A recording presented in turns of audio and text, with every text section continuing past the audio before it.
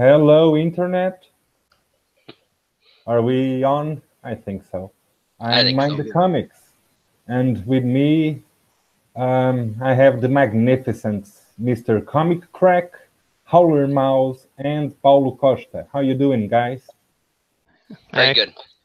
And we're going to be talking Saga of the Swamp Thing, Volumes 2 and Volumes 3 by the great Alan Moore and a bunch of excellent artists. So, who wants to start with Volume 2? And I don't know if you want to take this story by story or analyzing it by story arcs. Well, I think maybe a good place to start, since Tim touched on it last time, because the first story, isn't that first story kind of the retelling? And I believe last time we all met together, Tim was alluding to that already, so it'd be good to hear maybe from him starting off. Oh, yeah, sure, man. It starts out with issue 28. And what Alan Moore had done was, rejuvenate the Swamp Thing, kind of change the lore a little bit through story and everything. So what he kind of did was do an ode to where Swamp Thing came from, the roots, if you will. I couldn't have wrote that better if I tried. But he said, so they got Sean McManus on here. Said Stephen Bissett, maybe I'm wrong. But anyway, he did a story basically where it just kind of like was a breather for the readers, where we revisit where the Swamp Thing came, where he'd been, and where he's at now. And it all goes with the ghost of Alec Holland following him. Of course, he got rid of the idea that Alec Holland was the Swamp Thing, but he wasn't crapping on the history of it. He gave Alec Holland a burial, if you will, symbolically saying we're putting his story to rest. I thought it was very satisfying. I thought it was very respectful of the lore. And I think it was just, treating your readers right, saying if you have all those Bernie Wrightston issues from the past, they're not garbage. They still stand, and we're saying goodbye. I found this issue right here to really harken back to a lot of the Bernie Wrightston art, the blacks and the rubbery feel of the swamp. I thought it was just an excellent issue, just a breather, let everybody catch. It was like you're letting the reader catch up with everything we've done, because it was a fast ride. And now we're just slowing down and getting a new tone. So, yeah, that's what I have to say about it. Yes, and Sean McManus' art, even though it is pretty different from what we saw before, is very cool and adapts very well to Swamp Thing, or at least to this story. I really like Sean McManus. Yeah, so did I.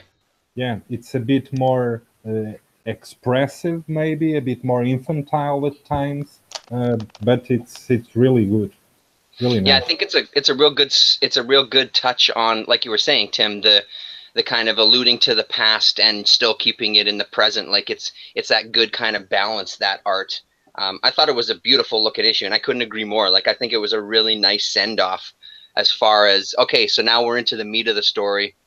Let's kind of touch on the past, but also make sure that we're very crystal clear that we're leaving this in the past. You know what I mean? Because now we're going to go into some territory that is not what you expect. I really liked the issue. I thought it was fantastic and really well done. And I wonder at the time, and that's, I guess, part of it too, that I was thinking at the time with, a lot of the times we see now with kind of backup artists when they're kind of behind on an issue and stuff, I wonder how much forethought was put in by people surrounding it, like hand-picking an artist. I'm guessing, and again, maybe somebody else can fill me in on this, I'm guessing there was a little bit of thought about that. This is the story. This is what I want to achieve. Did he have much of a voice when it came to hand-picking an artist at the time? Alan Moore does have a history of taking care of his friends. He didn't abandon the ABC Comics when DC bought up Wildstorm because he had too many people on a payroll. He gives co-creators, the movie money, Gibbons and the guy from V for Vendetta.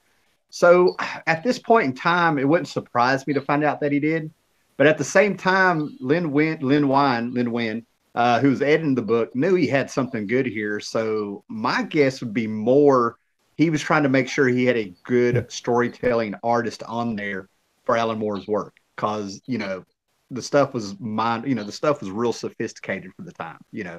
The whole Lynn Wein, co-creator of Swamp Thing, just looked at Alan Moore and said, "Do your thing, man. Go for it." Mm-hmm. So I feel more like, from my reader perspective, Lynn Wein was taking care of more on this. Is what I think was going on. Yeah. Alan Moore's never really worked with Sean McManus again after Swamp Thing. I think McManus came back for a few issues, so that's how I come up with that idea. Came back for a few issues in like the Veach run, or still in the Moore run? I think he was more of a fill-in artist. This was Bicep and Totalbaum's baby. This was Vet, and then Rick Vetch came in there. I think those guys were more friends with Moore, if you will, or totally worked with them before. Yeah, it seemed to be, because when I mentioned before we came on, I discovered this kind of Angel Fire website, and some of the things, like, they kind of break down the Alan Moore issues, and they go so far as going page by page and almost panel by panel, not quite to that degree, but just kind of picking out some highlights. And there's a lot of reference to, as you're saying, taking care of his friends and all the kind of interconnectedness of all these artists. Even Tim Truman comes up, and Ostrander comes up, and the parties that they used to have, and that they were college friends, and et cetera, et cetera. So there really is that kind of, it seems like there was a core group that were really involved and referencing each other anyway, and feeding off each other for sure. McManus is also British, isn't he? Yeah, is that true? Yeah, I'm not sure. Yeah. I don't. Yeah, he's not one. Worked with Neil Gaiman in Sandman.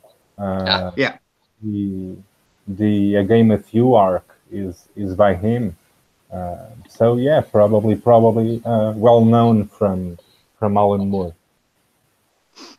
Oh man, I like how it's Halloween up here, and we're talking about a horror book, and we get a cat appear. Yeah, nice mood setting. Nice mood setting. And we might get a black cat in a while, also.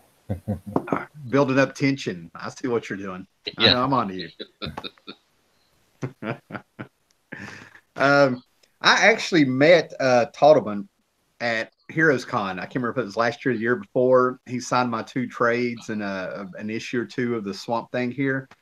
I tried to bust in there and get some background information about what was going on behind the scenes, if there was any stories behind Swamp Thing. The man does not talk. His wife is the one that makes things socially less awkward. The man had very little social skills and was very quiet and just looked like an old school hippie. Now, I don't know if he's an introvert and he expresses himself through art, or if he hit a lot of ganja back in the 70s and the long-term effects or just got him very chilled out. He was here in Portugal about 15 years ago. There was an Alan Moore exhibit at the Amadora Festival. And so a lot of his collaborators were invited. Jose Villarrubia was here, and David Lloyd was here, and Kevin O'Neill, and Toddleban was here. And awesome. He needed his wife because I believe he had lost about 60% of his periphery vision. So he can't get around without help. And that's why he doesn't go anymore. Man. And what's sad about that is he's one of those artists that made his signature look like a piece of art on its own, because the signatures that I have in these books are very nice. I mean, it's pretty much like his signature when he signs art and stuff, but you never would have thought anything was going on like that.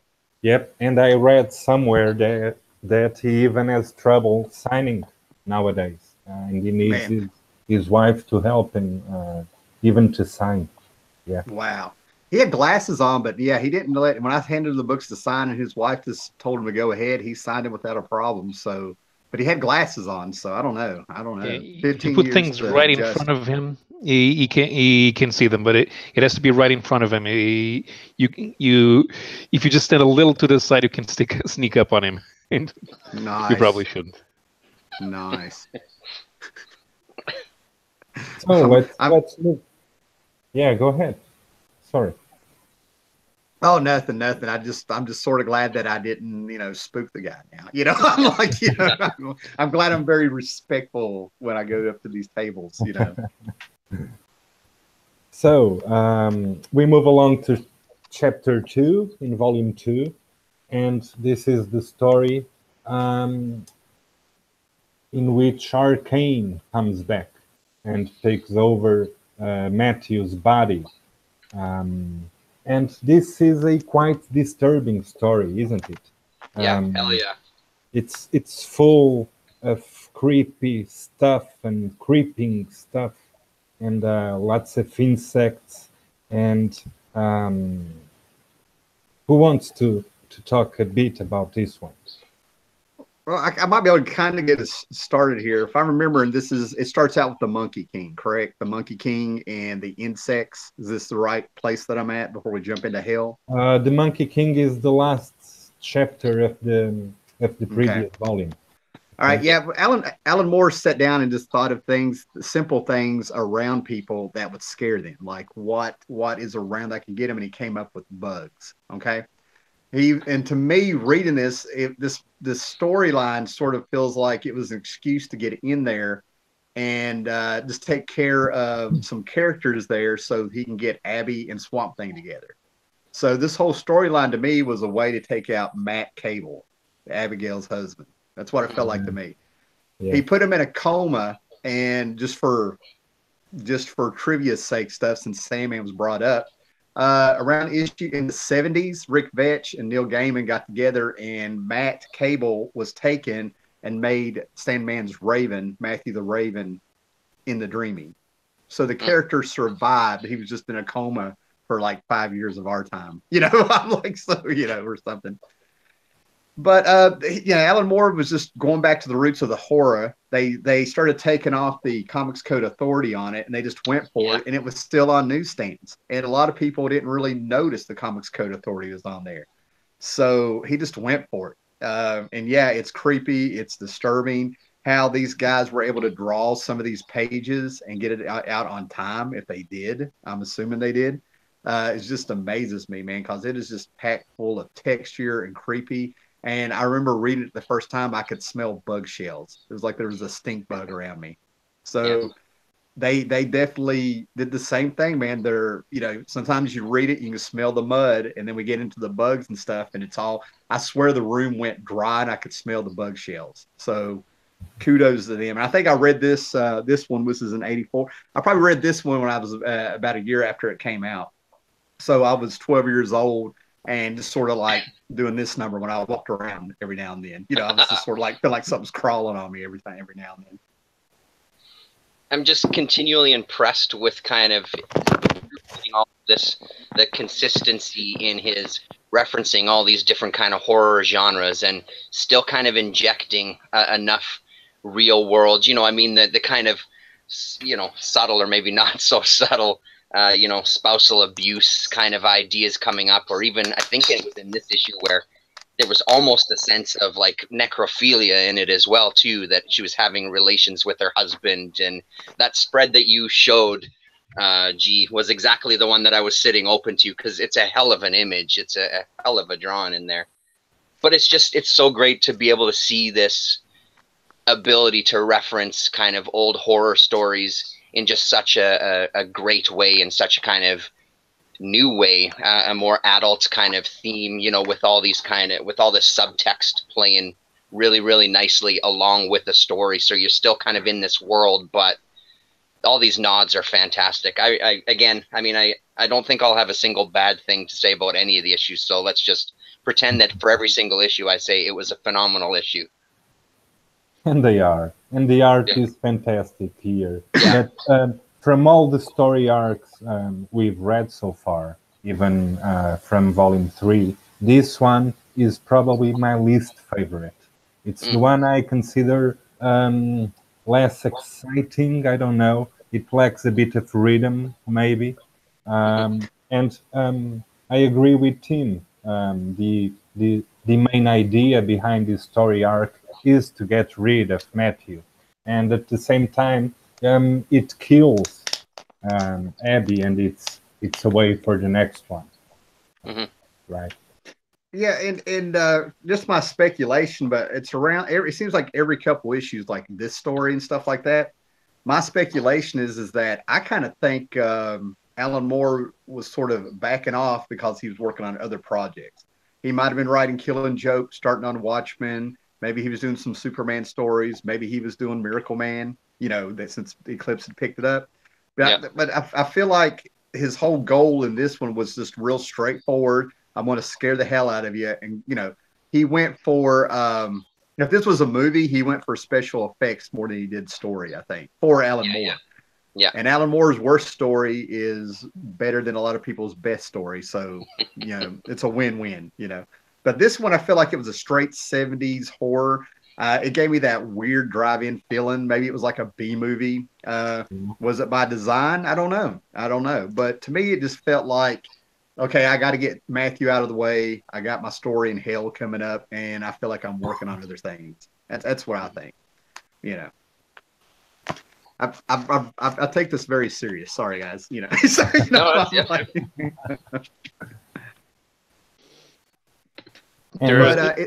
It's definitely not one of the more memorable moments in Swamp Thing. You know what I mean? I've read it. Like I said, I've read the run 20 times over 2.5 decades or whatever, the entire run.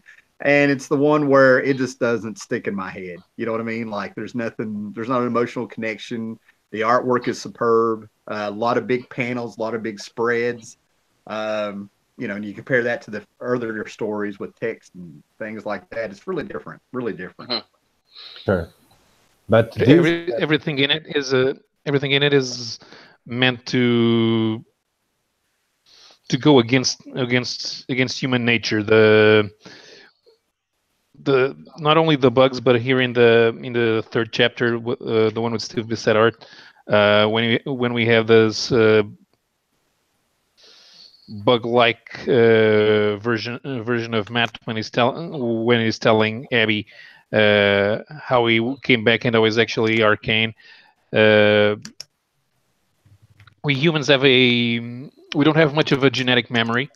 But we maintain an irrational fear of all types of bugs, which is usually considered to be a very old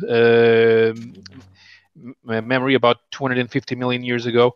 In the end of during the Carboniferous period and the Permian period, about 300 million years ago, right. Before reptiles became the dominant life form on Earth. Insects were really big, and I mean, you had dragonflies which were about 3 foot long, and 3 foot of wingspan, and they were able to fly like that because the atmosphere was very rich in oxygen. And the first vertebrates that came out of the water, they were still very small, and they would have been prey for those insects. So I think that's why we're still very much afraid of all types of insects, and the way you see flies everywhere in the stories is a sign of that. Also, the way that he chose to portray Arcane when he's sort of still in the mental plane. How Arcane sees himself as a bug-like creature with many legs, an insectoid, arachnid type of creature, which is also something that we're very scared of, especially because arachnids are actually more dangerous to humans than insects. So this goes to a very primal fear that predates the humankind by about 200 million years. Yeah, and you know what? Moore is one of those guys. He reads the occult. He studies things. He actually does research. He spent 5 years studying Jack the Ripper before he did From Hell and stuff like that. There's no doubt in my mind that Moore did his homework with something like what Paulo is talking about. Primal fears on a genetic level, things like that. He kind of tapped into it. Later on, he would go back to other fears, like going back to the old Universal movies and stuff. So it's like, after hearing Paulo say that, it's like more new, different kinds of things that freak people out, Yeah, and then all of a sudden he kind of parallels it with like somebody's domestic violence there a little bit and stuff like that, So it's one of those things where it sounds like it could become a topical discussion either way if you really dug into it. Well, and the other thing that I was going to say, and you know, part of my role here in pure ComicKkrakK fashion is that I think in that issue, wasn't that the first issue that didn't have the comics code? So with that whole kind of all these nods to undergrounds, it's really does have kind of underground horror really in your face, which then later when they reference Greg Irons, just with Skull Comics and all that kind of stuff, that were really just really gritty and really kind of brutal and really kind of, as you're saying, Tim, I think it's a great reference, you know, like a 70s horror movie where it's just really raw and rough, and we're not holding anything back. We're not gonna do kind of a classic horror. We're gonna do a Texas Chainsaw Massacre horror for you instead, you know. Oh, I completely agree with you and stuff. I was sitting here reading a comment here. Sorry, man, but I mean, but the whole thing about it is more was on point with all this stuff. I feel like everything was, you know, I think everything was planned out. He knew exactly the pulse that he wanted to hit on us. Even when he wasn't putting his full attention on it, man, it still works. You know what I mean? Mm-hmm. It's only through rereading it that you can kind of see some flaws, or maybe, you know, the tone change or something like that. You know, the energy definitely did change, like what Mind the Comics said. And an interesting thing here is that we see Rick Veitch's art with inking by John Tuttlebin, and before we see Steve Bissett's art with ink by Alfredo Alcala, and the whole visual of this story arc remains very solid. There are not many visual differences, and that's very well achieved also, because it would be important to keep it visually very tight, and they achieve it perfectly. And although this story arc is really not the most memorable, it opens doors to one of the most iconic story arcs in the Swamp Thing. It finishes with Abe's soul being sent to hell, and Swamp Thing must retrieve her, obviously. Yeah. And in the next story arc, we have again a bigger interface with the DC universe. We are introduced to Deadman and to what's his name?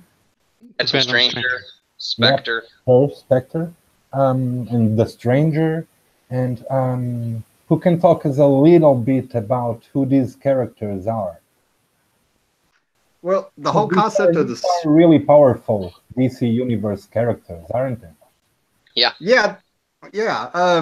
A lot of what Moore did is he actually sort of, at the same time of elevating these characters, he cut down to the core of what they were. The Spectre is the wrath of God. You know, that's what he was supposed to have been. I don't know exactly the first time that was referenced, but there's always a spiritual connection with the Spectre when it came to things like that. And Moore just did this ingenious job of changing everything and keeping everything the same. You know what I mean? Spectre is not hanging out with superheroes. So when he's not hanging out with superheroes, he's hanging out here. You know what I mean? Where he's at here. He took the Demon, who was a Jack Kirby character, the Morgan Le Fay connection, and the King Arthur and stuff like that. And demons come from hell, so this is a demon from hell is the avenue he went. You know, Dead Man, we got this big goofball who was just sort of like the fugitive, the TV show The Fugitive, the hooked man shot me. You know, and hook all of a sudden, and everything, right? Because wasn't it a hook and in the show too? Same thing. The man with the hook, and they turned around, and now we get to see how these characters act on the plane that us humans do not know about. We get to see how they act in the ether sphere and the other dimensions and stuff. And Boston Brand actually gets to be the tour guide. The Dead Man is the tour guide, and that's genius. That guy has been human the longest out of everybody. Whatever the timeline is, he's learned this stuff by floating around and doing things, and now he has somebody to tell it to. Basically, Swamp Thing becomes the reader. We're the reader right there with Swamp Thing. And we have Boston Brand, Dead Man, walking us through the story. And it's just fantastic. This is like one of the greatest comic book stories ever, in my opinion. everything's the same, but we see these characters just elevated to what they could be. This is the first time I thought Spectre was ever handled correctly. It just felt right. The Spectre felt like this is what the Spectre is. He felt real. Yeah, totally. Especially the way he was almost, he was really almost standoffish, and then finally kind of comes in and makes that huge impact near the end. But yeah. And it was always these kind of characters for me, especially growing up reading some DC, obviously the Batmans and stuff, but it was always like Deadman and Spectre. Those series had the biggest impact, especially the Spectre series that was kind of late 80s, I guess, right around the time I was reading things like Shade the Changing Man and stuff too. It was the Spectre series that had the biggest influence on me when it came to kind of the closest thing that I would get to full-on superhero books. And I just absolutely love all of those characters. Really, really great. Yeah. And the way that Byrne introduced, or not Byrne, the way John, why am I saying John Byrne? That's just totally out of the blue. I don't know where that's coming from, but Alan Moore introduced the Spectre. We have, if I remember right, Deadman is sitting there sort of telling him that we're about to meet the big guy. Yeah. And he's like, well, where is he at? And all of a sudden you see the Spectre's eye open, and like they're that big and, standing in front of his eye. Now that's an entrance. You know what I mean? That's how that totally is. That's how you say hello. Yeah. Like, so. Well, and just introduce the vastness of him. Yeah, there you go. Yeah, it's amazing. There's a scene here when Swamp Thing and the Spectre are talking, which I like because this is probably the most action I've seen the Phantom Stranger do. When Swamp Thing does not accept that that the Spectre won't let him get Abby back, and something wants to go medieval on the vengeance of God, and the Phantom Stranger basically goes, "Dude, stop! You can fight. He'll totally murder us." Oh, it's a great story. A lot of great moments, is. Man, and the fact that it's an annual, it's just fantastic. I mean, can you imagine sitting there reading all this stuff? And then all of a sudden you go from, what was issue 30, whatever it was, 30 to 31, and you're like, what the hell happened? Where's it at? And it has to be an annual. Yeah. It's just fantastic. There was nothing like this in the mid-80s being done. I mean, the more we dive into Swamp Thing, I can't avoid comparing it to Sandman, or realizing how influential it was in Sandman. And for me, it almost diminishes Gaiman's work in Sandman a little bit.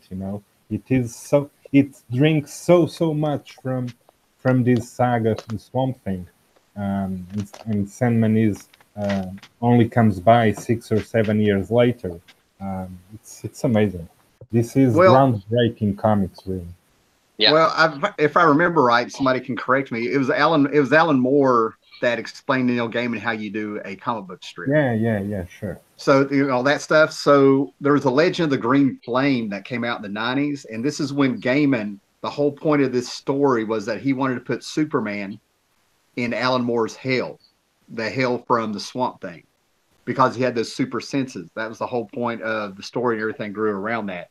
It's when he got to his Sandman that he abandoned Alan Moore's hell and made his own hell, if that makes any sense. Yeah. I think he started realizing the influence of Moore. Alan Moore would sit there and tell him horror stories he was thinking of, and Neil Gaiman would run outside and get sick on the sidewalk, and Moore would be making fun of him, going, "Oh, the great Neil Gaiman, the great horror writer, sitting here throwing up," stuff like that. So that's why it doesn't surprise me that when you read the Alan Moore's Swamp Thing, and you go to the Sandman's Neil Gaiman's Sandman, of course they feel like they click together. You know what I mean? They both had Cain and Abel in it. They both had hell in it, and the occult, the same influences, if you will, same settings. Yeah, also mysteries and also secrets in a way. And a lot more. Good stuff, man. But yeah, to me, this is the series that probably led to, at least it was a stepping stone that led to us having more British writers come over and getting Sandman and Invisibles and Planet, everything. This book is responsible for a lot, and it's through the solid story writing. I mean, think about it. This book we're talking about came out 33 years ago, and it still stands. It still holds up. Oh, totally. Yeah. Mhm. Without a doubt. And it is still probably one of the most literary works ever done in the comics medium. Moore's writing is really, really complex and literary. The horror genre also forces him to do it because it needs to be very detailed in order to create the right mood and the right atmosphere for a horror comic book. But Moore's writing is excellent and very literary. I have to confess I even have some Oh, problems. we lost you there. Hello. Special. Hello, can you hear me? Yeah, we got you. Yeah, can hear Okay. you now. I have to confess I even had some problems with some of the language used by Moore. I had to use a dictionary a couple of times. It's which is something that doesn't usually occur with comics. Hmm. Well, I mean, I pushed. noticed in the demons' names that Etrigan meets in hell. These look like they're words that are still some in some sort of Middle English, I guess. One of the demons is called Muddle Crunch, and I'm not sure if that's supposed. Another has the name of Rundle Threat. I'm not sure if they're supposed to mean anything. Well, that's tricky with Moore. At this time, Moore was a new writer in America. He was getting his reputation up, and everybody was seeing what he was doing. But it later on, people realized Moore is worth going back and digging up stuff like names, like those names and stuff, because he references things from the occult in real occult books and studies and stuff like that. To where in League of Extraordinary Gentlemen, he stuck in Charlie Chaplin as Hitler from an old movie from the 40s. Yeah, that's right. Yeah. Yeah, that's what I mean. They start finding out that Moore really pulls a lot. Rorschach. Oh my God, I always get the name wrong, and I got the books downstairs. Was it Harvey or something like that? But it was there's this comic book in the early 60s of a little fat kid who had magical lollipops, and he basically had the power of God. He took that guy's speech pattern and gave it to Rorschach. So people started realizing that not only can you dig into Moore's work, but it's worth researching a little bit if you're suspecting something, because it leads to somewhere. So Paulo, if you're reading those names and stuff like that, a Google search couldn't hurt. I mean, Moore may be something. He could be referencing a. Yeah. I usually don't think about doing Google searches on stuff that is from the 80s and 90s because I think that I should look for it in a real book. Oh, yeah, absolutely, man. Yeah, absolutely. But there's been a lot of books by Alan Moore that have been cited where people have gone through and just took it apart and they were amazed where it led them. In his book From Hell, he actually gives you in the trade and stuff. And there's actually a separate book you can buy where he references everything he researched for 5 years in the panels and where it came from, cites everything. So yeah, if you suspect something with Alan Moore, he's probably one of the few writers where it's worth doing the research. And if we talk about speech patterns, the next chapter, the Pog story, Moore invents almost an entire, it's not a language, but at least a speech pattern for the characters. And that's amazingly intuitive to follow and then very, very fun. This Pog story, it really is something special, isn't it?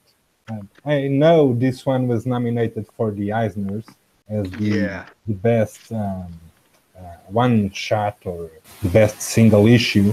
And again, it's with art by Sean McManus. And it's lovely, one of my favorites. Are you guys in Portugal? Did they have Pogo down there by Walt Kelly? Are you guys familiar with them? No. I'm okay, not. I know. I was at my previous comic shop, and there was an old reader. He was asking about Fantagraphics Pogo collections that were late, but I don't recall seeing Pogo anywhere. when I read this, when I bought the trades, I was already familiar with Pogo, but I had never read the comic strip, so I don't have that connection. But I knew that Walt Kelly was a very influential cartoonist, and that is one of the favorites of a lot of modern artists. Yeah, yeah, absolutely. Even Robert, Crumb even loved Walt Kelly. But this is going to be with a grain of salt because I have 2 Pogo books downstairs. Even nowadays, it's rare to find some Pogo stuff, and if you do find the Pogo stuff, it costs an arm and a leg. Yeah. But Pogo is basically a comic strip, and it's set in a swamp. And the characters in this story, Pog, that we're talking about, are actually those Pogo characters in spacesuits. Okay, you got the crocodile, you got the possum, and it started out sort of like this swampy hillbilly kind of strip, and it turned political. It started becoming, talking about politics in a comic strip for something like 20 years or something. A lot of fans, and it's a lot of, this is actually an ode to Pogo, Walt Kelly doing that. Walt Kelly influenced Bone. He was like the guy that Disney didn't get, if that makes any sense, and that was a good thing.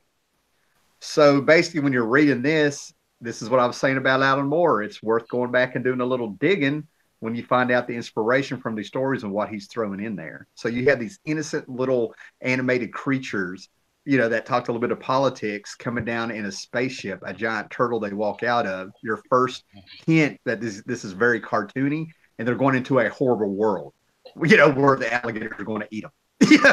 Like you're like, no, So if you love the Walt Kelly characters and you see what happened to a character in this, it was horrifying on a whole different level.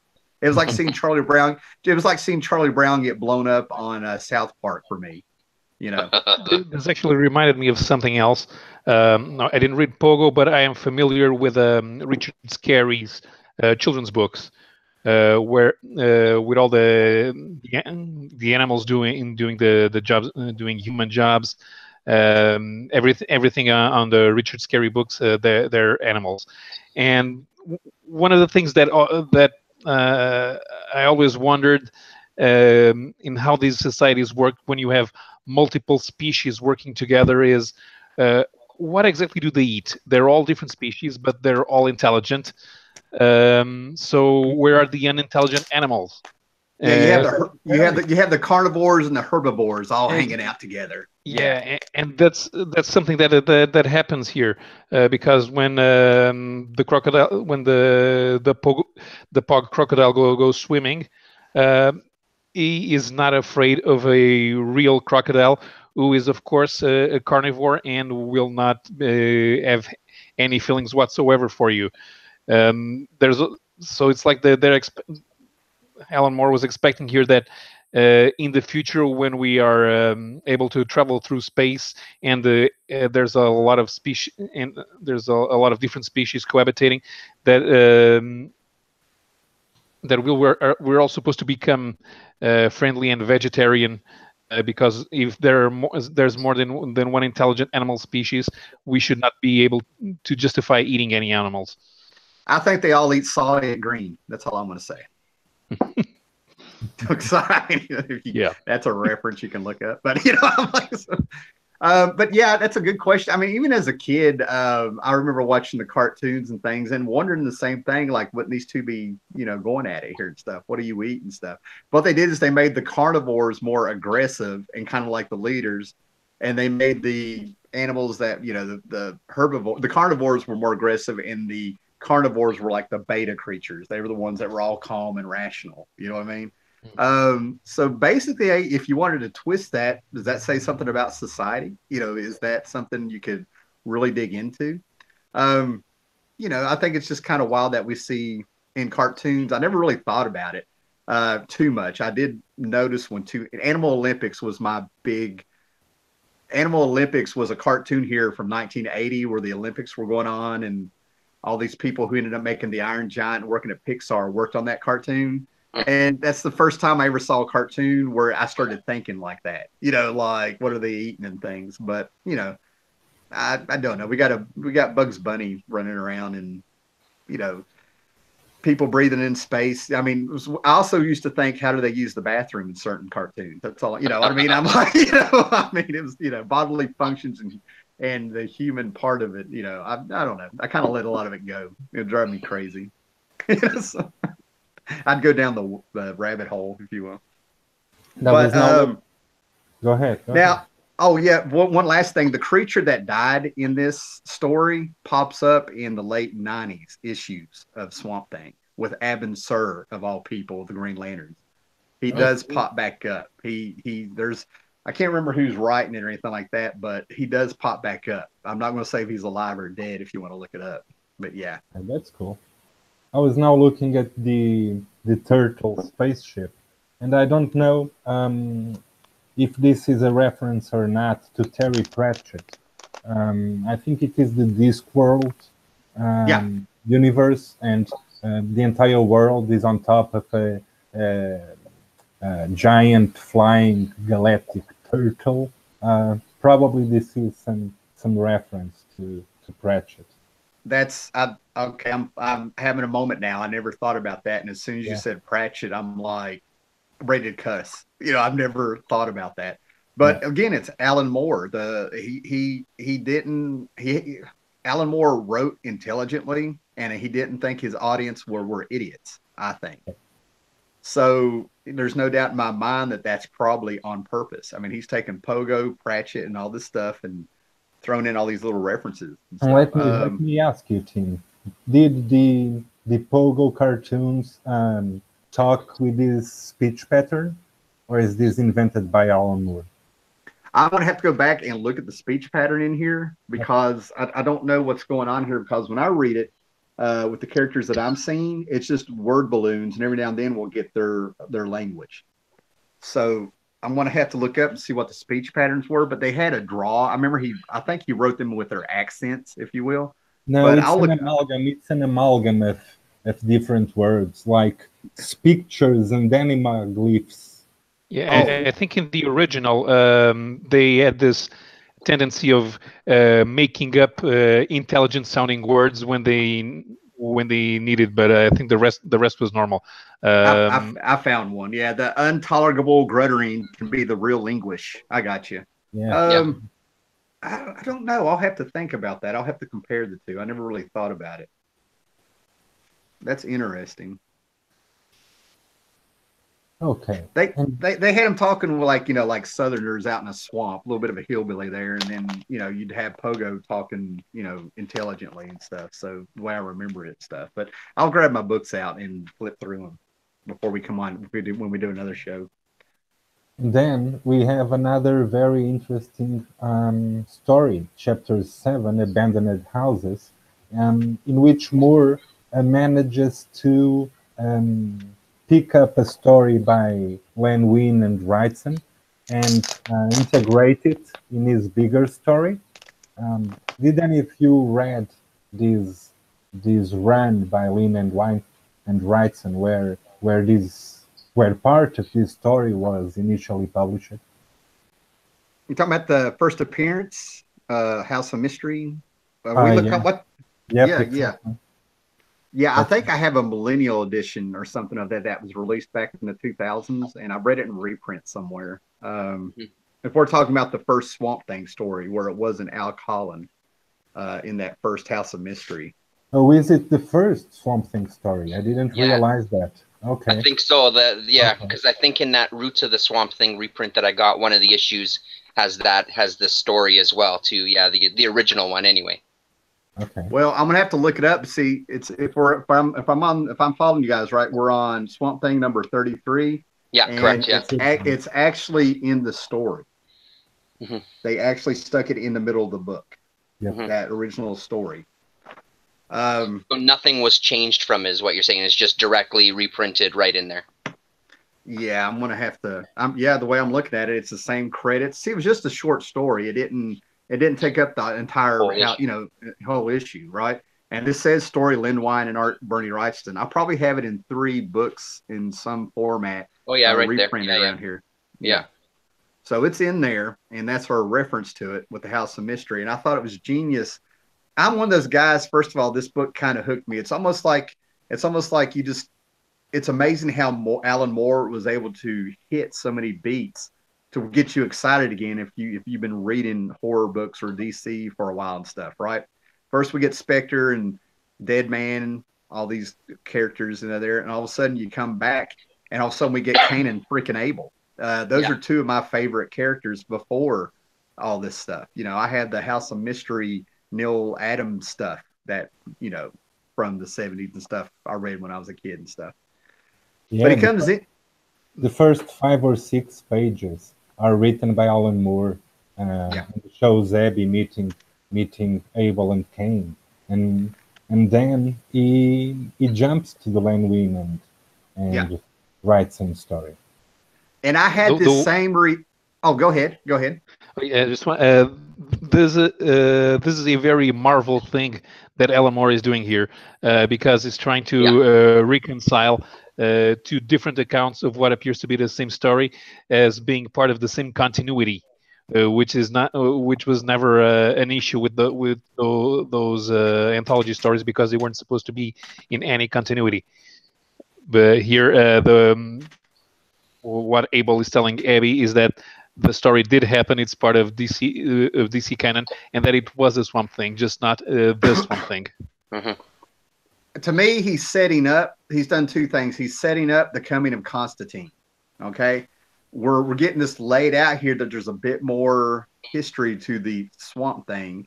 Just kind of give you a little taste of it. And back then in comics, you weren't prepared to find out this really was going to lead to something. You know what I mean? Like in comic books back then, it was just, okay, he's thrown out a story. It's another breather issue between arcs. Your guard is completely down is what I'm trying to get at. And then all of a sudden, this leads up to Constantine coming and looking at Swamp Thing and saying, I know what you really are, and I know more about you than you do and stuff. Yeah, and alluding to even like Parliament of Trees and the other kind of Swamp Things that came before. Yeah, so it wasn't like he brought in Constantine in a couple of issues. If you had read this issue, you already knew something was coming when you go back and read it. It made it cohesive. You guys following me? I feel like I'm getting too complicated on something that's very simple. But this was the seeds he was planting, and then all of a sudden the fertilizer was Constantine. And when it comes to Constantine, fertilizer is appropriate, people.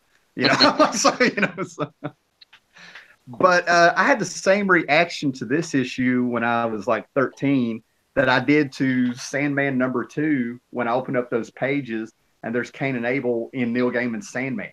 Those two, you put those two characters in a book, man, and I don't know they're there, and I pop. I mean, I go back to being that little 10-year-old kid when I see them for a minute. So I thought that was an excellent touch when I saw Cain and Abel. I was so excited that I didn't care about the rest of the book. Yeah. But this book, to me, y'all stop me if I'm talking too much, man. I'm kind of getting pumped here. Go ahead. No, that's okay. Yeah. To me, this book created a comic book trope that kind of got ripped off. Right? It started the whole idea of legacy of a character. There's been different Swamp Things, and then when Constantine came in, it led to the Green and all that stuff like that. Ever since this came out, I've seen Flash with the Speed Force have a legacy. There's been other speedsters, and the Speed Force is the Green. They did it in Animal Man. Even Starman brought in the legacy a little bit, with the Cosmic Force and stuff, right? Ever since this happened, over the years, I got really tired of finding out there was legacies. And it broke me when Straczynski got on Spider-Man and had an older version of Peter Parker, if you will, like a father figure who had spider powers too and stuff like that. All of a sudden, there's a legacy. We've had, it just kind of killed me. They said that all the Spider-Man villains tapped into totems of animals. That's why he had the Scorpion and the Rhino and all this stuff like that. Mm-hmm. And every time I read that, I'm like, they're ripping off Alan Moore, man. It got really old as the years went by. So this comic book is one of those books where I think it's real important to realize this started a comic book trope. That's my opinion. Anytime somebody brings in legacy and tries to tie stuff in together, I feel like they're ripping off more in this issue. Parliament of Trees and all that. I mean, we had the Parliament of Stone and the Red with Animal Man. I mean, it just makes me roll my eyes. I'm like, come on, that was Moore's thing. That was Swamp Thing's thing. Get over it. Yeah. That's my rant. And not using it to any sort of great effect as it was done here. Is that what you're also saying? Like, yeah, it cheapens it. It cheapens Yeah, it. yeah. It's like when you throw out a bunch of Kryptonians as Superman. He's not that unique anymore, except that he was raised on Earth and they weren't. You know.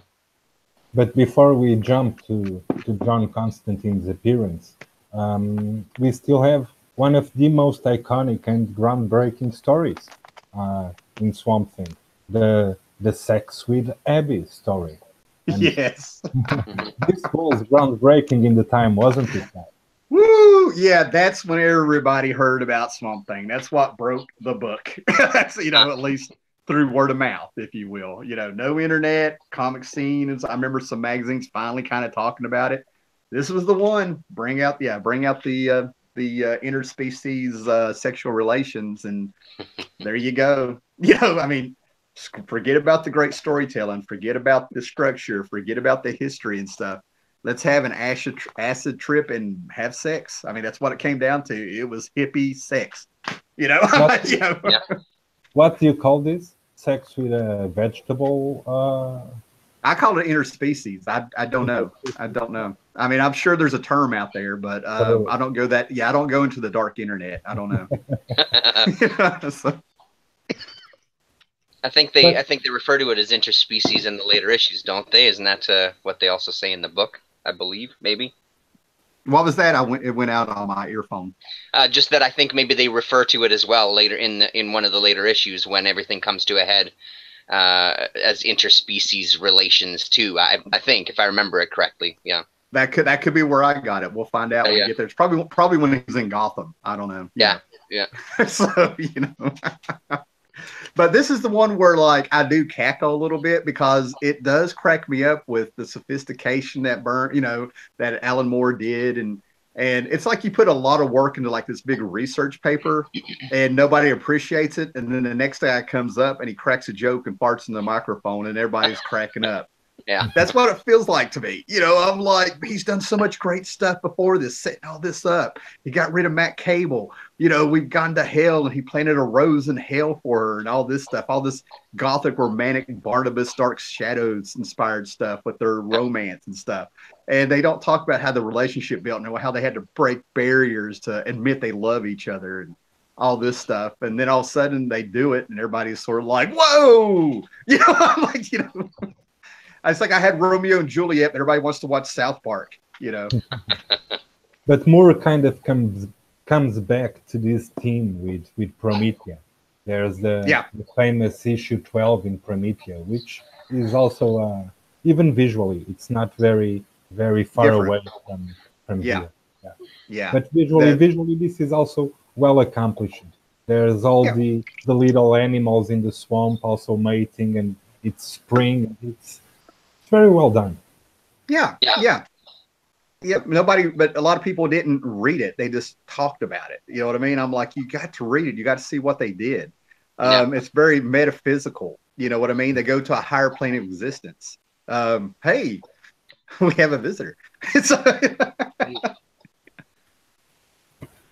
Yeah, I mean, I obviously I love this issue immensely. It just speaks on so much. I love all the psychedelic elements to it, but I also like what they've done with the character. You know, like there's been all these kind of signposts again about he's not Alec Holland, he's a new kind of species, and how he's kind of discovering himself and how he relates to the planet and how he's kind of changing his appearance even when he kind of figures out how to travel through the green and his appearance. He can alter his appearance and size, etc., etc. I just love the whole kind of psychedelic element to it where I'm also growing these vegetables that will completely trip you out. I think it's just a beautiful issue. And the fact that everything twists and you physically turn the book to read it a different way, as you were just showing there, G. It's just, I love it. It's a fantastic issue. Yeah, And Swamp Thing ends up being the most human character in this book after you see all the monsters and stuff, right? He's feeling a little bit nervous. He's being gingerly. He's washing the tuber. There's things he's doing to try to make her comfortable and to not be nervous and stuff. I mean, without speaking anything, he was losing his virginity. And if you go back and see the tenderness that he has and a little bit of nervousness, I mean, this guy has fought demons now, and he's gone to hell and everything, and now he's just sitting here like we're going to be together. Yeah. It's a really tasteful, sweet issue, you know. Yeah. I like the detail in the final page. This is a very romantic story, and this is sort of what they're. I might. Oh yeah. And if you notice, the Swamp Thing is actually the one with a bridal gown. All right, I got to look at this. Wait a minute. I'm gonna. It's a beautiful, yeah, and I mean that's the thing, right? Like that last page just really sunk it for me. I was reading this when we were out camping, and I got to this page, and this whole book, just the way it ends, the way it started to the way that it ends, it's just an incredibly beautiful image to end this volume on. I thought I loved it. Yeah. Yeah, and for this story to come out when it did, I mean, they were taking a huge chance. I mean, really, seriously. People could have said, this is garbage. I don't want this back in my store. There's all kinds of things that could have happened. But I think it's the way that Moore handled it, and Absolutely. the tastefulness of it and the sweetness to it is exactly what it needed to succeed. We've read it. We've all read it. We know how good it is. But, you know, if you go back to 1985 around here, this could have been a disaster. I mean, look how people are acting to Batman exposing himself in this book that came out in the last month. And then we have this, you know, two completely different, you know. Yeah, when I was talking with Dennis Kitchen last year, he actually reminded me that there were 2 cases of comic book shops being raided by the police around that time, 85, 86. Yeah. So you doing this story, you definitely could have caught the attention of the authorities. It could have. Sorry, they were raided really bad because of this issue? No, not this issue. It was Okay. it was a couple of actually it was one of those kitchen sink books that he used to put out. That's one of the reasons that led him to found the Obscenity charges. Yeah. So, but even something from one of the big companies, for them this is very groundbreaking for DC to put this out. And if someone understood this the wrong way, in some places it could have led to court appearances, and it would have become a media freak show. And probably a couple of years later, this wouldn't be possible to do because of hate, or at least the knowledge about AIDS. I usually say that my generation, the biggest marking stone of it was AIDS, because my generation grew up being constantly bombed about the fear of AIDS and information about AIDS and safe sex. And in the early 90s, pop culture became much less sexualized than before, way much less than in the 70s or in the early 80s. Yeah. Nice. Yeah, almost like a prudish degree and fearful, and yeah, exactly. Yeah. And I agree with what you were saying, Tim, 100%. Anybody else handling this, it just, I don't know, like you said, it's just an incredibly touching story, and he just handled it so beautifully, this kind of extreme moment that could have just completely derailed the book. It was done in sort of any sort of different way. I couldn't agree more. It's beautifully written and just naturally happens, right? Like the other thing is, because of all this groundwork that's been set, this isn't kind of like a shock of like, okay, so now we're going to throw in this issue where all this crazy stuff is going to happen. It really just, it occurs at the right time, I feel anyway. It really just fits in with everything else that's been going on and what he's been leading us to, you know. Yeah, and this is the kind of storytelling that I wish people would go back and read and apply to modern books. You build it. You get there. You know what I mean? You develop the story, and we go on the journey with them to where we're like, of course they're together. There's just this is sweet. So not any time anymore to do that kind of thing. It's got to hit immediately. Otherwise, that's it. It's gone. And I agree with you. it's unfortunate that we can't have stuff that builds as much. It's a beautiful flower. Yes. Yeah. Oh man, good stuff. I'm glad. Yeah, I'm glad everybody was on board with this one here. That was just fantastic. It's nice to hear that other people read it and had the same reaction I did. That's awesome. And that concludes volume 2. And we jump to volume 3.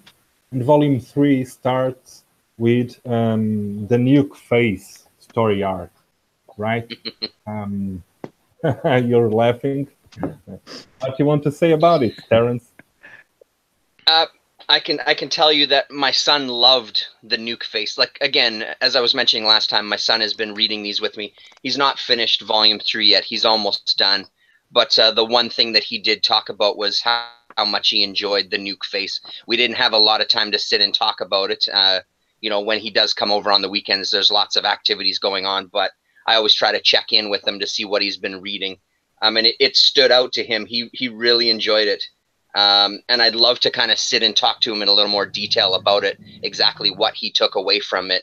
Because again, I think some of this is, for me growing up in the 80s, listening to thrash metal and stuff, listening to Nuclear Assault and all these bands where this kind of thing was it was all over the album art in a lot of these kind of thrash metal bands. It was kind of a part of that culture, right?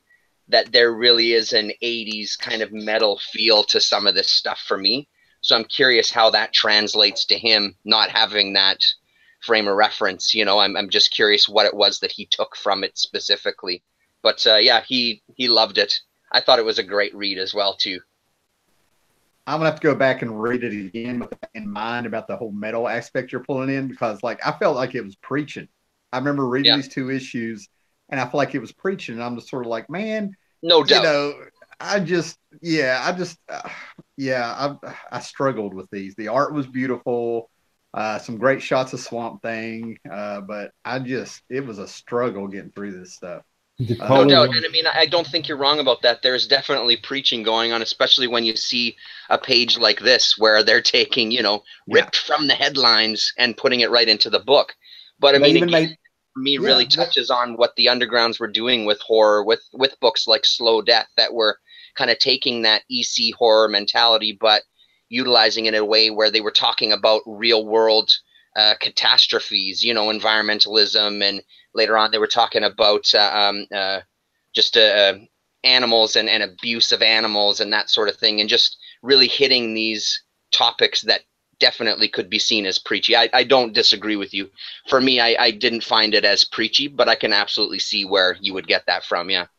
Well, where I got it from, and I remember I actually threw this book. This was the second comic book I ever threw. Was when we had Nuke Face looking right at us with his hands up like a preacher saying "Heads up, America." And I'm like, oh my God. And there it went. I've never been past that page. I have never gotten past that.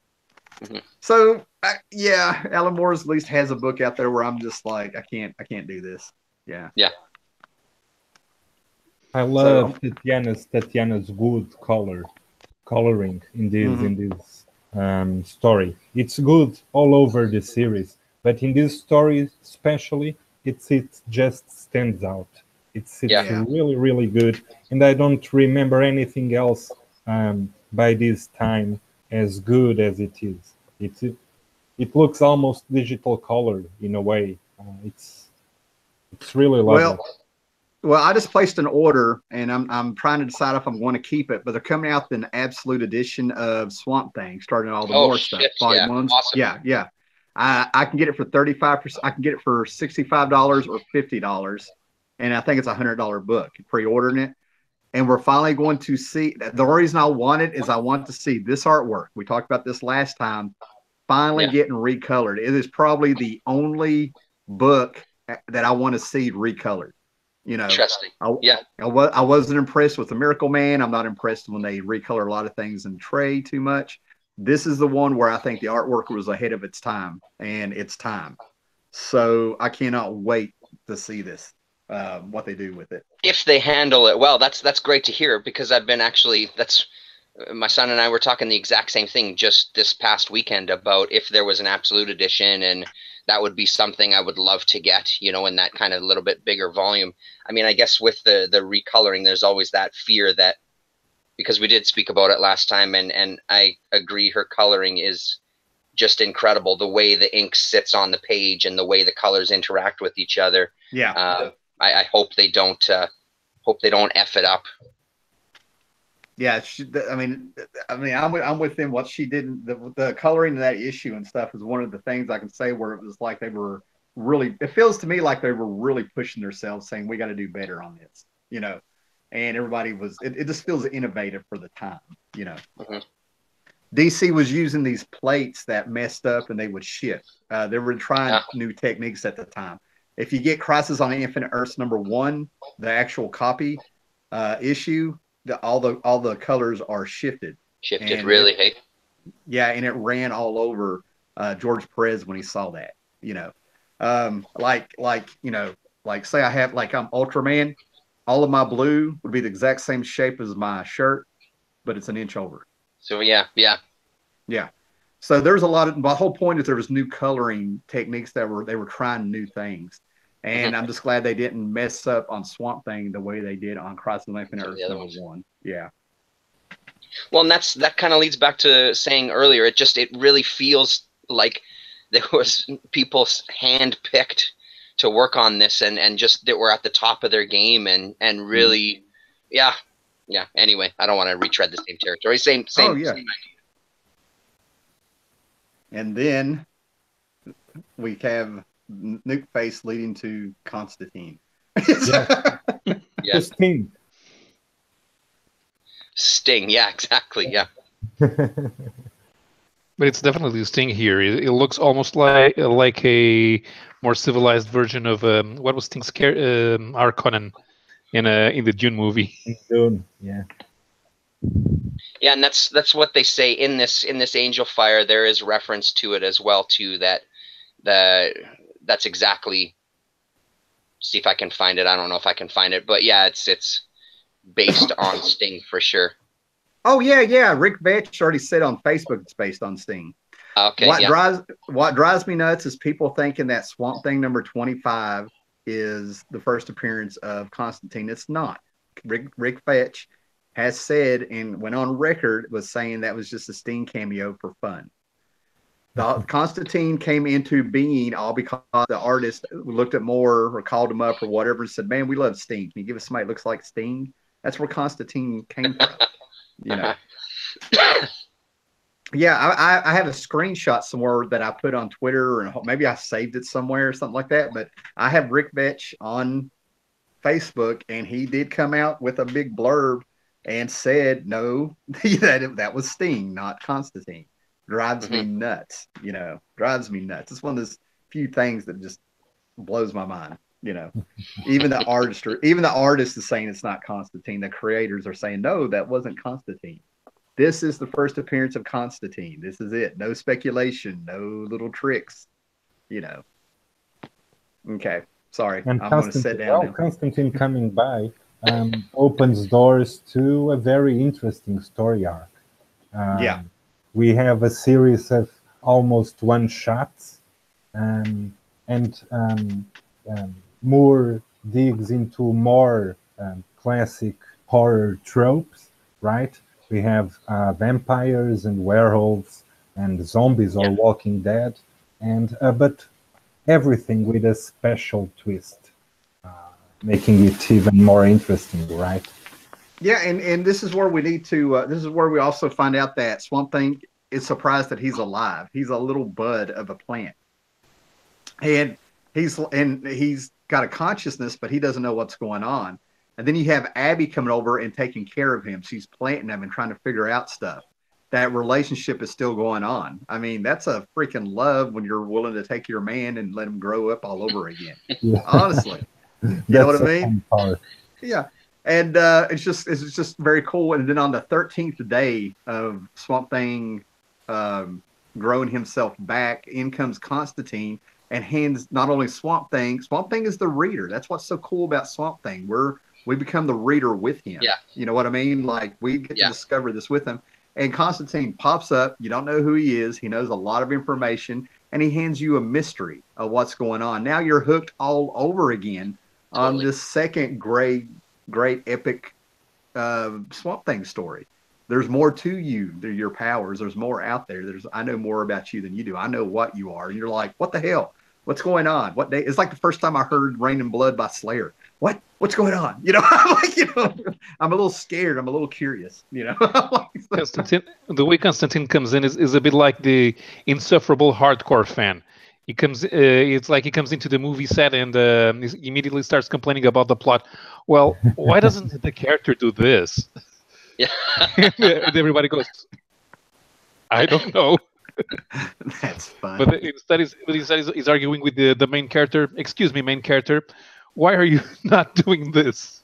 Yeah. Maybe, okay, so we have Swamp Thing being the reader like us, and then we have Constantine being those readers that don't like the book. Like, what are you doing? I'm like, the meeting of the minds. That's pretty good. Yeah. And then which gives us pages like this, which is also one of my favorites. Just the way that page is broken up is amazing to me. I love it. That's by that's by Rick Weist. Yeah. Yep. He adapted the paneling style of the set perfectly. It's really well done. Yeah. I'm surprised I haven't seen that as a back tattoo at a Comic-Con yet or something. Yeah. And so I mean, I think it also marks, like we've been saying, this is really, I think at this point, it's now really, we've tackled all the history, we've tackled the character, we've really come to terms with the fact that it's not human, we've really come to terms with laying people to rest. This is really, to me, the beginning of, now we're going to kind of tell an original story from here. Not that the rest hasn't been original, but it really does mark a turning point for me as well within this whole series of forward momentum into a completely new world, Oh yeah. Yep. Now it's going to turn into a road trip, much like the Yeah. TV show Supernatural nowadays. You know what I mean? Yeah. A horror road trip. Which is why I don't know if it was ever officially called American Gothic or not, but somewhere along the line, I just started hearing people talking about this storyline as American Gothic. I don't know. I don't know if that happened organically or if DC put it out. I have no idea where that term came from. But universally, I've heard people refer to this next couple of issues as the American Gothic stories. Oh man. I don't know what issue or chapter you guys are on. Are we to the vampires yet, or? This is, I think it's 37 is where it is. Like, even touching on the fact of, we're going to see stories about werewolves and vampires, but then we're still going to get some really twisted shit that really doesn't have much of a reference with this drawing coming to life and people starting to just lose their mind, starting to really tweak. Yep. Yeah, definitely a huge tone change in it. To me, this is the start of what would become Vertigo, in my opinion. Uh-huh. To me, the arrival of Constantine, the tone change, a little bit of a tone change with Swamp Thing. He has shed everything that came before him, in my opinion. To me, this would be the first Vertigo book if I actually wanted to, decide that this is the era. Yeah, if I was going to lay it down. Yeah, agreed. This looks a little bit more modern than the before. Yeah. Oh man, somebody's pulling up. So we have aquatic vampires. Yeah. We have a female werewolf, and then we have the zombies in the southern plantation. Hey guys, I've got somebody pulling up outside. Let me go see what they want. I'm gonna try to shoot them off. All right, be right back. Just to kind of touch on the coloring aspect again, these underwater scenes are beautifully done as well too. I like the look that it gives. Just a complete tone change, color change. Really, really nicely done too. Yeah, the coloring is excellent. The amount of ink work is extraordinary also. Yeah, it really is. Absolutely.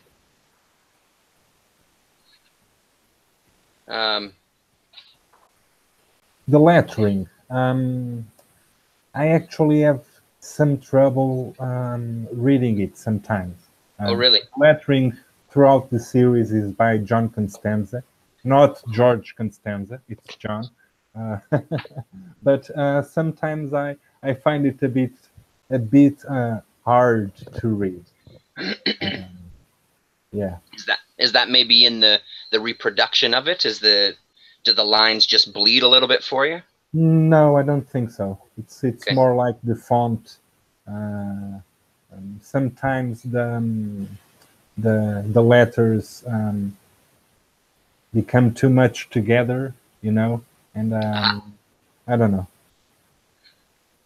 There are some moments where the font is lovely done.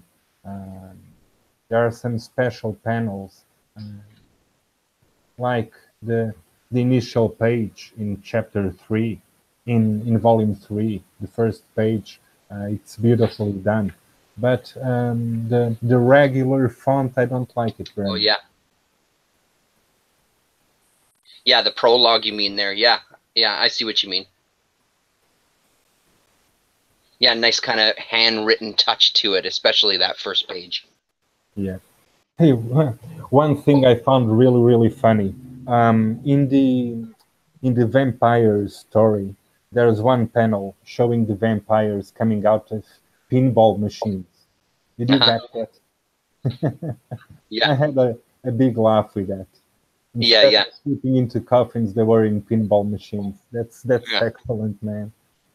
This underwater city. But Yeah, Constantine's right. You have to wonder, why didn't the vampires think about living in the water before? Because the whole running water is usually supposed to mean that they can go in the water, but if it's still, it's not running. According to the vampires should have a lawyer so they can figure out ways to go around the rules that prevent them from going into houses, or it means that they can walk into the sun. Terrence, are you frozen? I think Terrence is frozen. I think so. He's underwater. Hello, Terrence. Yep. We are alone again. You can send the bikini girls out.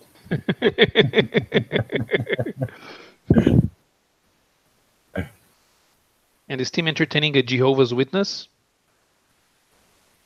What? Sorry? My wife was just looking awkwardly to me. Yeah, Tim must have a Jehovah's Witness at the door. That's why probably. it's taking so long. Yep, probably.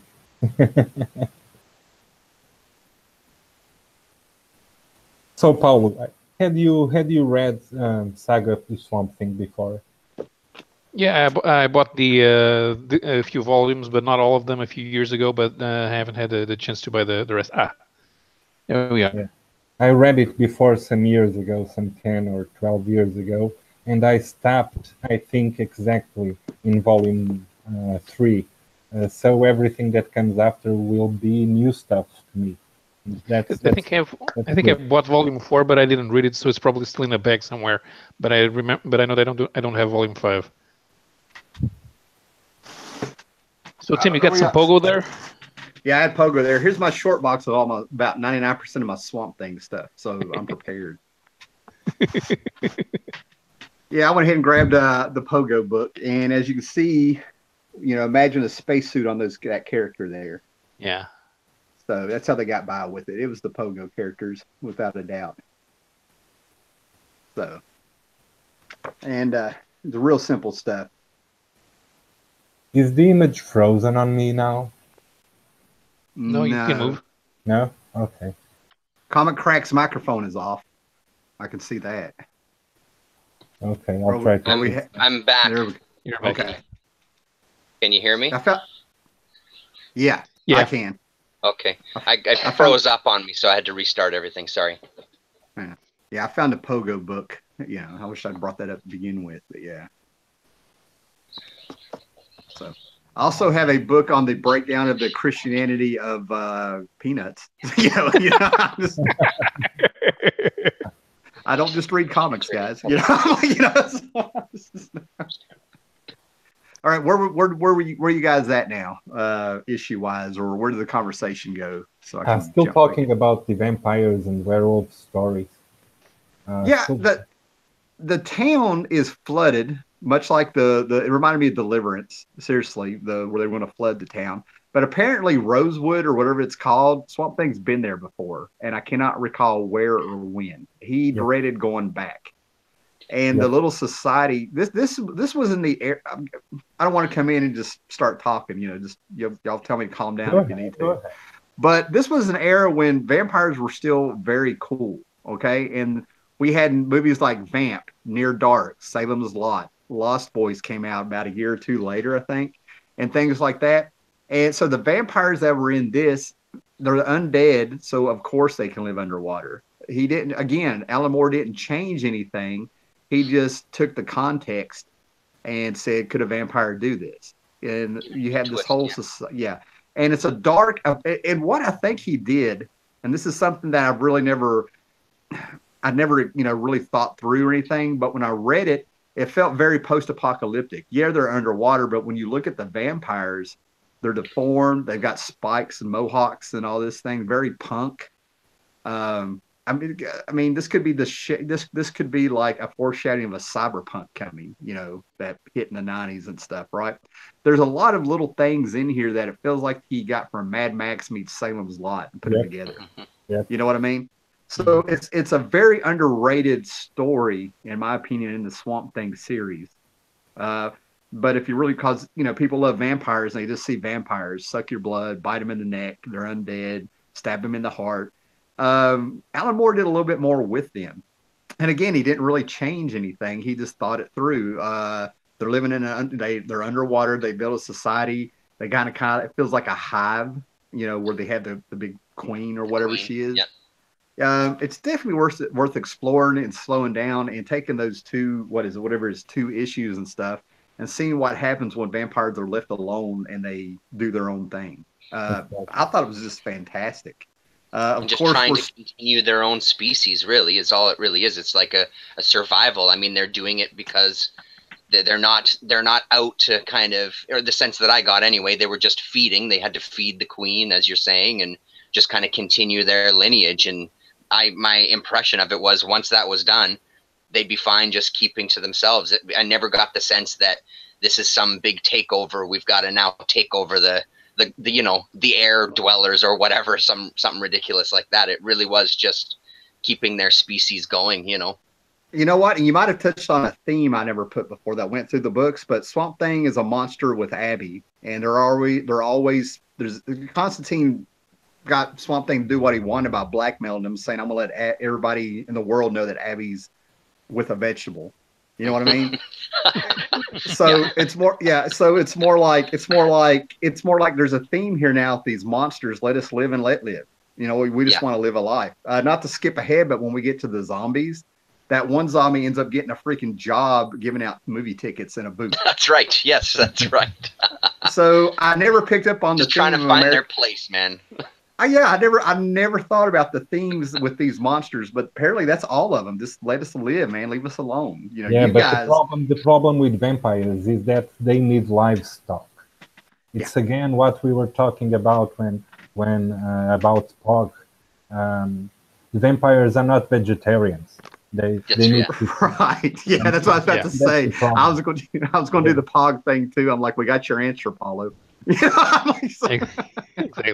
The thing, I don't think that the vampires have an addiction. The way I see it, because especially because they create a problem. If they transmit the virus that turns you into a vampire every time they kill somebody, the only thing they're doing is increasing their own population while decreasing their own food supply.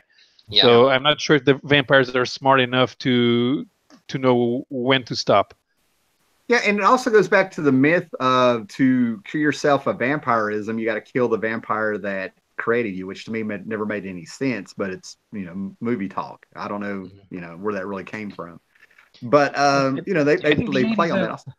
I think the 80s had an attempt to rationalize the way that vampires were created from a scientific standpoint, because before that, and especially with all the legends being around Dracula and Romanian folklore, that it was mostly mystical. You can't go out into the sun, otherwise the light of the sun will destroy you. You can't appear in mirrors. Why not?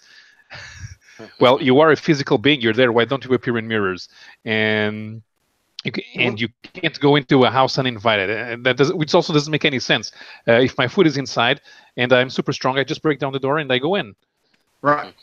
Well, there's two things that kind of got explored. One, an interview with a vampire by Anne Rice, where they had the ritualistic killings and stuff. You know, they humanized the freaking vampires, what it would really be like them. And then you go all the way to True Blood, where they came out and said that all the myths that were about we can't be seeing each other in a mirror, the vampires made them up so they can tell people, see, I'm not a vampire. They were tricking us humans. You know what I mean? They were tricking the prey. Yeah, let me in your house. We can't come in unless, stuff like that. Then you have a movie called like Let the Right One In, which shows the problem with immortality. It's just such a rich, there's so much richness there with the vampires that I feel like I could talk about it forever. You know what I mean? There's been some very cool things done with vampires, and Alan Moore, to me, is right up there with all those famous books and movies and stories and television shows with what he did in here. Yeah.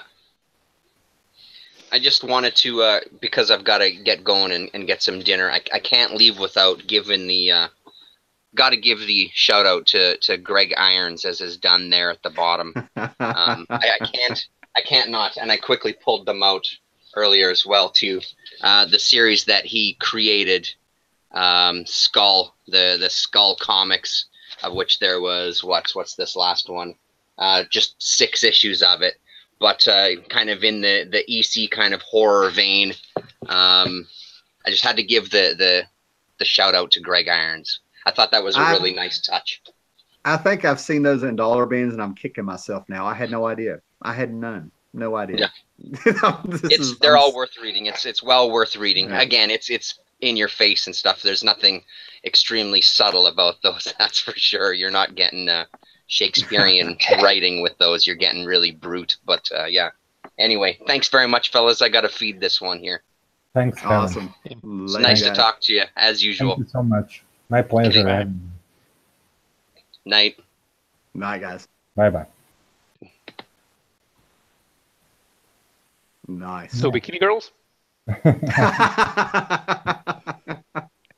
And following the vampire story, we have the werewolf story. And nowadays, with all the SJW movement and ComicKkrakK movement, this is a perfect example of an excellent writer putting out a very feminist story.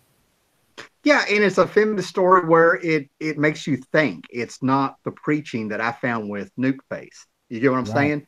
Here's something that really happened in tribes. Here's why they did it. All the women are put in, and it's been a while since I read it, so don't, correct me if you need to, but the women in a tribe were put into a hut because their menstruation synced up, and they would have to squat for days and not come out there. And all the rage and the emotions from that created a monster. I mean, it's a very, again, the textural verse. Oh, I can't think of the words, man, but it's very icky. I mean, and I'm not talking about the menstruation part and stuff, but the whole story about how the werewolf comes to be. And I need to replace my cover because it's kind of weird, but it's water damage. I don't know how that happened. I just now noticed it. But yeah, I mean, right off the bat, the cover makes sense after you see it. It's not a reference to Watchmen. I'm like, but it's a very, yeah. Yeah, when you have the biological elements to werewolves, just like they did with vampires, in the 80s, trying to come up with a scientific reason for werewolves, it kind of makes more sense for lycanthropy to be connected to women's than to men's aggression, because it's more related to all your hormones going out of whack.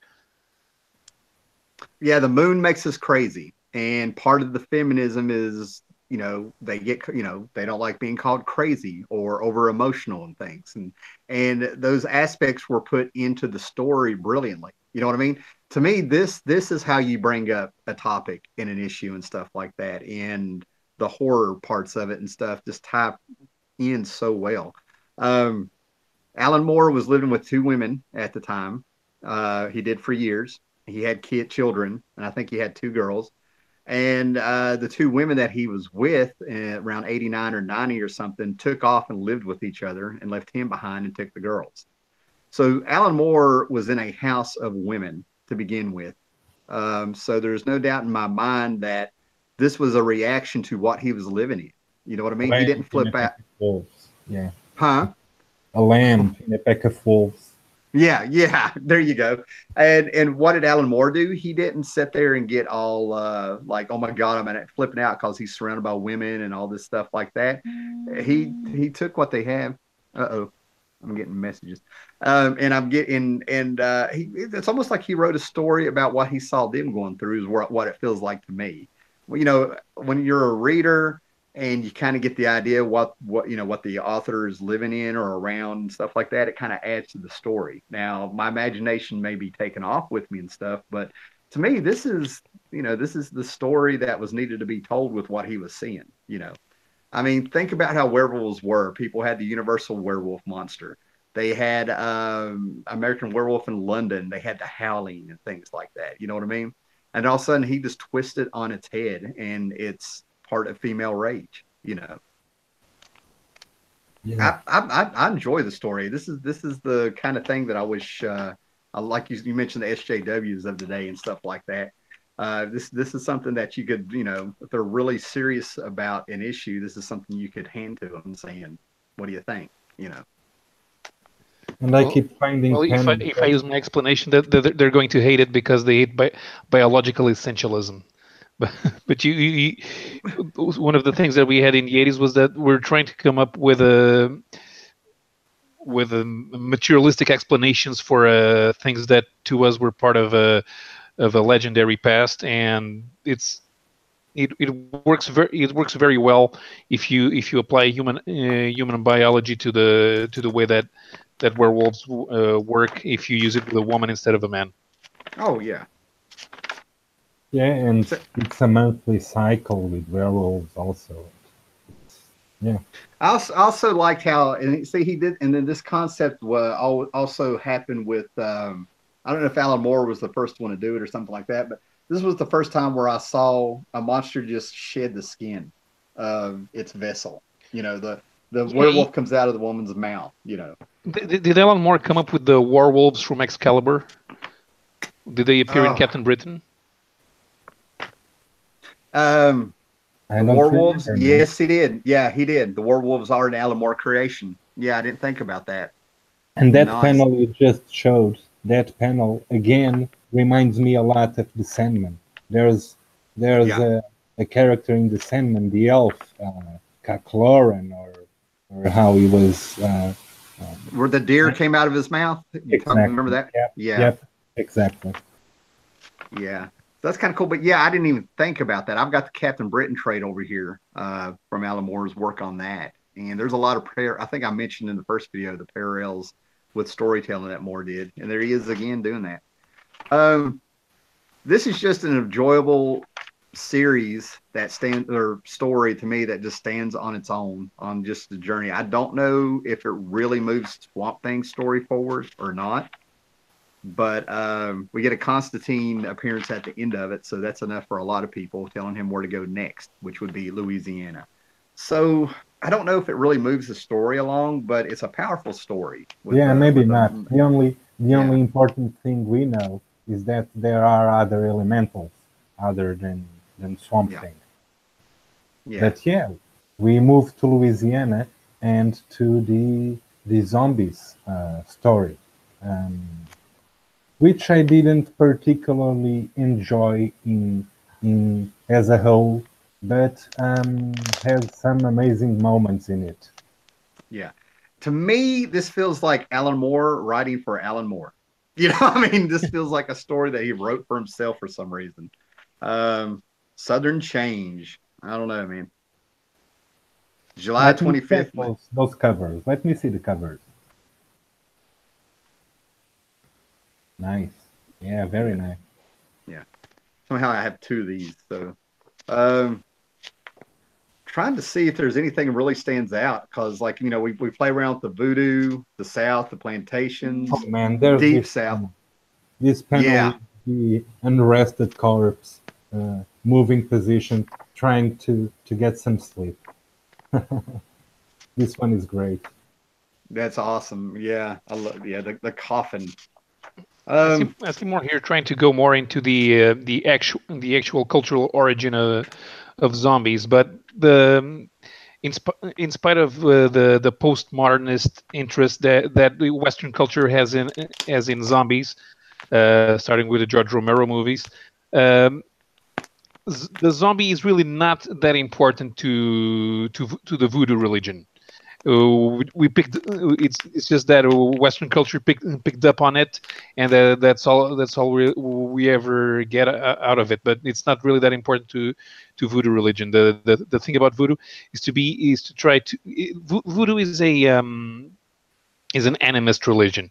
You use incantations to control nature, and you attribute human qualities to aspects of nature, like the rocks, the trees, the animals, and the zombies actually just they're not supposed to be living dead. They're just people that you use hypnotized. Yeah, hypnotized. Yeah. So the interest in zombie as a part of modern horror folklore, it's something that never appealed to me because it's really not an important part of its cultural origin to really matter that much. So I don't understand why people love the zombie so much, and I never did. Okay. Yeah, the zombie thing in the horror movies was the undead coming back. You know, exactly like you said. What I understand about voodoo is some African ritual with a dash of Catholicism in it, and things like that. That's how it is. That's how it is in Haiti. Voodoo comes from the African Gold Coast, from present-day Sierra Leone, all the way to Nigeria, and it has a even though Christianity and Islam became much more important nowadays in those regions, the voodoo rituals are still there, especially in smaller villages away from the big city centers. But they still retain more original elements than what you see in Haiti and Louisiana. Nice, yeah, and that's one of the things that I feel like this is Alan Moore writing for Alan Moore. We come to find out later on he studies the occult. He considers himself a wizard or whatever. You know, I don't know what word he uses for himself. And it's almost like him dabbling into this voodoo in this issue, if you will. You know what I mean? Like, it's more like, hey, I've read a few books on this. I've done a little research or something. Let me throw this in Swamp Thing. You know, so now we're getting the aspect of things in real life that are out there with real life occultism, if you will. I know a lot of people consider voodoo a religion, so I'm talking gingerly here out of ignorance. You know what I mean? But to me, the story here, it's like I said, we've started going into what's going to become Vertigo. You know what I mean? Like, it's very sophisticated, very grounded in real life. We're going to add a little fantasy to it. And we take a character like Swamp Thing out of the swamp and we throw him into Louisiana in the middle of all this, and we got a stranger in a strange land. You know what I mean? Again, he's the reader with us. We're the reader. He's the reader. We're like, what the hell is going on? And we got to figure it out with him. Again, I'm not quite sure what John Constantine is really trying to get him to do to learn more about himself, except maybe there's more to the DC universe than superheroes and Batman and a couple monsters. You know what I mean? I don't know what he's doing. It's almost like it's world building more for John Constantine than it is for Swamp Thing. After the Hellblazer series came out in, what was it, 88 or something, and Jamie Delano was on it. To me, this is where she got the tone. If I was going to say there's a Hellblazer before Hellblazer, even though it's Swamp Thing, I would say these two books the Voodoo books are the ones to kind of read, because that had the same tone as Hellblazer. Am I making sense? You get what I'm saying? Yeah. Was Voodoo explored in any way in the DC universe before? Because Marvel has rather Voodoo, and sometimes it tangled. I'm remembering some like anthology series like House of Mystery or something, but there were so many. There was Tales Expected, House of Mystery, Charlton books. Marvel even had some of those. I think if it popped up, that was the only place that I can think of off the top of my head. Just in the horror anthologies and stuff, EC wannabe stories and stuff with a moral at the end. Don't piss off the voodoo lady or she's going to get you. But I'm really trying to think. I don't think DC really had anything voodooist, in their mainstream comics and stuff. Okay. Well, but that I can think of. With John Constantine, we get the news of something or someone who is about to come in a year. And that's what we can expect from the next story arcs, isn't it? Yeah. Who's coming and who is behind him, right? Yeah, and if I remember right, this ties into Crisis because one of these issues I meant to point out, the Anti-Monitor shows up. So more news, something was coming long before we actually get to see it. So, yeah. It's actually appropriate for a horror comic to deal with something that changes the entire nature of reality, rewriting the past. But they told it in the superhero story. Yeah, I'm actually looking forward to our next stream where we get to talk a little bit about the Crisis on Infinite Earth crossover book that Alan Moore wrote for Swamp Thing because it's freaking spectacular. I love it. But I don't want to jump ahead or anything like that. So I'm really pumped about that. That issue is one of my favorite issues of Swamp Thing. Well, Constantine already alludes to it here in the vampire storyline. There's a panel here. What with all these red skies and funny weather patterns we've been having. So it's this one right over here. Yep. Yeah. So yeah, I really dig it when I really dig that issue. So I'm looking forward to talking about it. So it was just a cool issue. Not going to blow anybody away. Yeah. Go ahead. But the way he's putting the Crisis here, when he's trying to tell his own story in a way that does not mix with the identity of the DC universe as an adventure superhero universe, and yet you can see that at this stage in his career, Alan Moore is still much a team player and is willing to work with the editors to facilitate crossovers and guest appearances and make sure that everything fits together. Yeah. They haven't touched him in a wallet yet. Yeah, it's one of the few books that survived Crisis unscathed, in my opinion. So, yeah, Alan Moore did it right, man. Yeah, he was on board.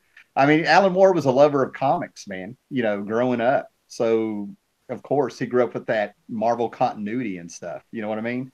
So, of course, it doesn't surprise me one bit he was a team player. Like, you've let me do this much, and you let me do my own thing, and you guys have done this. So yeah, hell yeah, I'll help you out and get this book to tie in a little bit. Yeah, I can see it. Totally see it. Yeah, and this was probably before the Watchmen stuff hit. So maybe around the same time that he was working. So these stories were published in. I was talking about when the Watchmen rights were supposed to revert back to him. Before all that happened. Yeah. Mm-hmm.